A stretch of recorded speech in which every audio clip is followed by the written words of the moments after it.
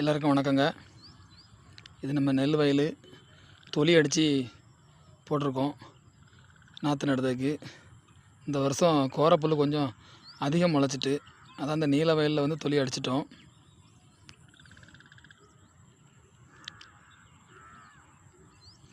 பக்கத்தில் உள்ள நம்ம இன்னொரு வயலில் இன்னும் தொலி அடிக்கலை, தண்ணி அதிகமாக கிடக்கு.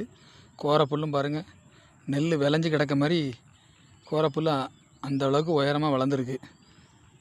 இந்த புல் எல்லாம் ஒரு மாதத்தில் வளர்ந்த புல். இவ்வளவு கோரப்புல் வளர்ந்து நிற்கி. இது எல்லாமே தொலி அடிக்கணும். ஆனால் உள்ள தண்ணி நிறையா இருக்குது. அளவுக்கு அதிகமான மழை.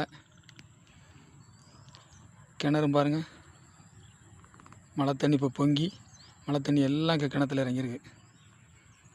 இனிமேல் இன்னும் 2 நாள் கழித்து தான் இந்த வயல் வந்து தொலி அடிக்க முடியும். நெல் விவசாயத்தில் மழை தண்ணி அதிகமாக மழை தண்ணி தேவைன்னு நினைக்கிறோம். ஆனால் அளவுக்கு அதிகமாக மழை பெஞ்சிட்டா இந்த ஒரு சிக்கல் இருக்குது. நம்மளோட வேலைகளை அந்த சரியான நேரத்தில் வந்து செய்ய முடியாது. சரி, எப்படியோ இயற்கை என்ன கொடுக்கோ அதை நம்ம ஏற்றுக்க வேண்டியதான்.